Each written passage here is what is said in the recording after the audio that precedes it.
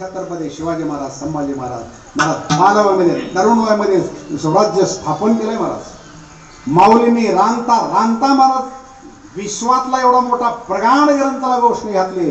वयाच्या 14 वर्षी हा ज्ञानोबारांचे अंतर्गतरूपी या हृदयामध्ये ती गुहेत जन्माला आलेली ज्ञानेश्वरी वयाच्या 14व्या वर्षी।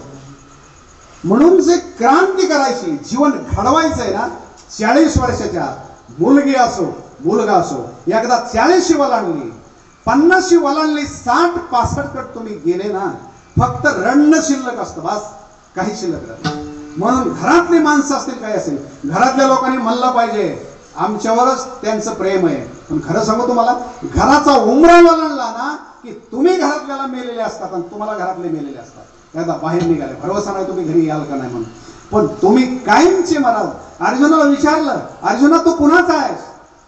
काय सांगतोय अर्जुन बघा, अर्जुना तू कुणाचा आहेस? कधी सांगितलं नाही मी कोणतीचा आहे, मी पंडोराजाचा, मी धर्माचा, युधिष्ठिराचा आहे, मी कौरवांचा आहे। काय सांगतो अर्जुन बघा, अर्जुन म्हणतो माऊली होईल काय?